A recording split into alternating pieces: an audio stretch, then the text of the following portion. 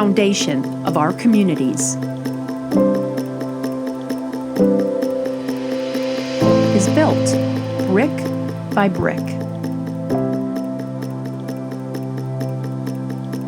by the thousands of dedicated county officials and employees who work 24 hours a day, 7 days a week, 365 days a year.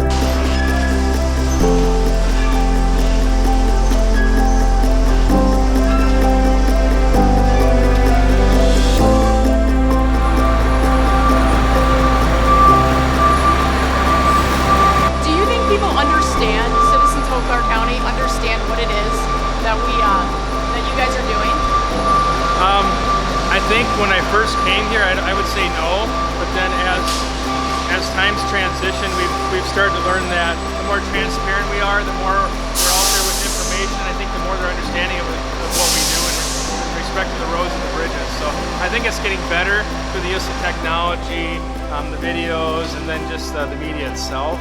But I still would say there's a vast majority of people who don't understand what it is daily that the highway department's doing. Yeah. 911, state the location of your emergency. Okay, we can help you with that. What's your address? We're going to go ahead and get the fire department on your way out there. My partner's going to get them dispatched. We just have a couple of questions for you. Yeah, daily challenges is location accuracy.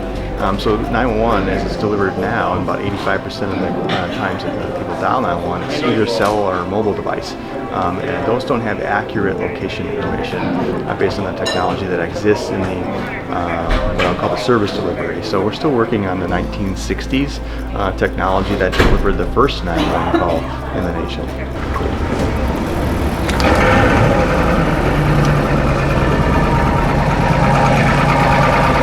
So the Dane County Land and Water Resources Department tries to protect and enhance Dane County's natural resources, and we try to connect the people and visitors of Dane County to those resources. The complexity and the full breadth of what we do is somewhat unknown, and that's something we're trying to improve on, like how to get our message out, how to make sure that our residents know how to tap into our programs and services, make sure they know about all of our parks, where the bike trails are, and that's something we're always trying to improve upon. We work with public safety, right? And so we do juvenile justice work, making sure that the community is safe and juveniles are safe. We do child protective service work, and so we're making sure that children, who some of the most vulnerable people, are safe within the community. We provide economic support services for individuals who may be down on their luck, or they need some public assistance. We're able to provide those types of services. Elder abuse investigations, making sure that our older adults are taken care of, and all of those things are vital for the success of any county.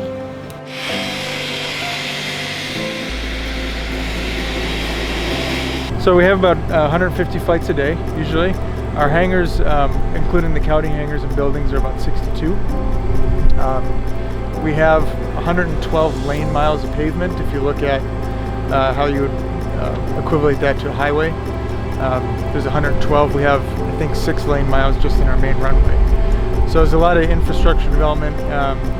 We have multiple service companies. We're kind of your one-stop shop for everything aviation in the area.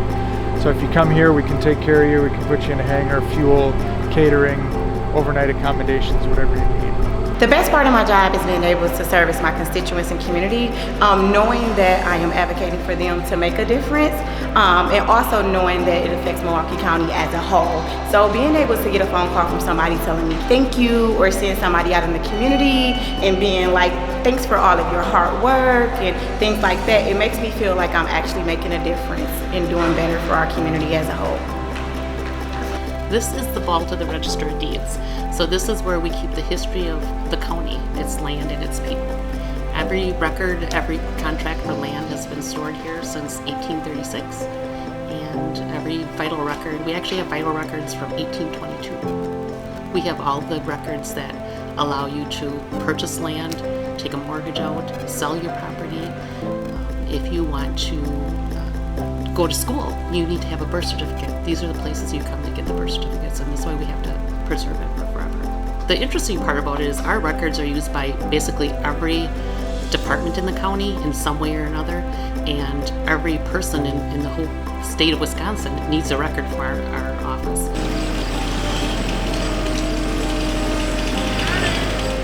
So today we're primarily doing debris cleanup. We had straight line winds come through Friday and Saturday night that took a whole bunch of trees down or topped them. So we've got trees hanging up in other trees, we've got trees laying in the right of way in the clear zone that are safety concerns. Well, our goal is to make everything as safe as possible. So if you're heading to work or to a family event or whatever it may be, is that you get there safely. And hopefully most of the time you don't see us doing it.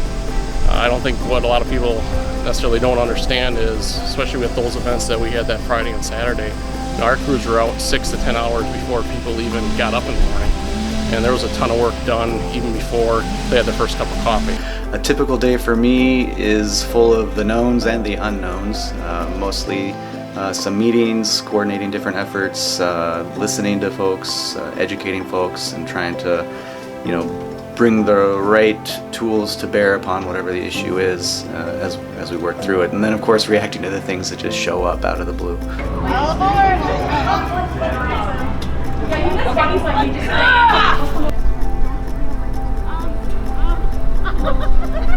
Well, Milwaukee County Parks is a huge park system. So we have over 15,300 acres. We have 157 parks. And what I like to tell people is we have an urban, rural, and suburban park system all in one, which is really unique. And the fact that we have Lake Michigan is like practically our ocean, if you will.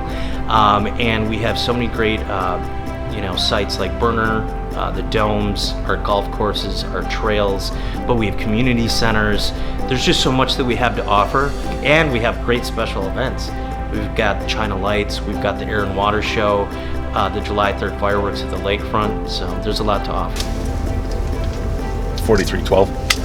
4312. I'm going to give you a 59-3 from the PSB to the training center. Our purpose is a necessary purpose for the very high-risk incidents. We are a group of individuals that are higher trained and practice and more often for the higher risk calls, and that we can come in and supplement our patrol of other areas of our department. We have open range every week. On Mondays they can come out and shoot, and then they have 4 in-services a year that they come out and qualify. Do they have to do that? They have to maintain their certification, so they have to have 24 hours of training a year. And one of the training requirements is that they do the qualification for firearms every year.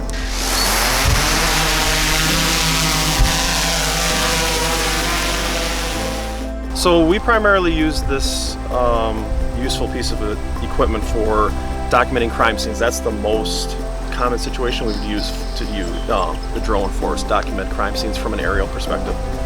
Secondly would be search and rescue. Missing elderly person, runaway child, or fugitive. And then thirdly would be payload, capability to carry payload. We have some, there's a system on there that I can carry a flotation device to somebody, a distressed swimmer, or if we have a hostage situation or a lost person that we can't get to, we can drop them a cell phone so they can have communication with us. Probably the most satisfying still work in progress is our Gold Star Memorial Trail that came online this year. So Gold Star Trail is a bike trail that runs right now from the city of Mayville to the Horicon Marsh. Our goal is to actually connect to the city of Beaver Dam. It's about a 15-mile trail. It is in honor of our Gold Star families that have lost military family. What do you think people would be surprised to know about the services that you do here in the public, in the health department? I think they would be surprised that the number of communicable disease reports that we get in a given year, over 900 that we follow up on. I think they would be surprised that when they go out to eat, that we're assuring that they're less likely to get sick, because we're working with those restaurant owners to make sure that they're serving food that prevents people from getting sick. I think many of our municipal residents, those that live in Wca and the metro area, would be surprised that we test their water that comes out of their drinking closet. Door 6.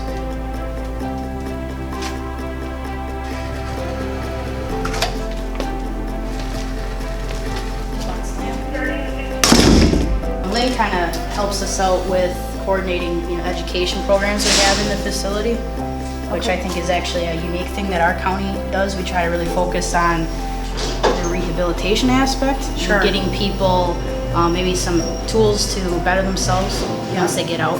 But typically in a county jail, they are held for less than a year, or they are awaiting the outcome of their case. Okay. So like I was saying, this is kind of like our nerve center of the jail. So I guess all of our doors are controlled from up here.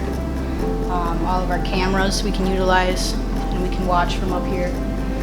Also, just the positioning and the layout of how it is. From up here, you can visually look in all of the units.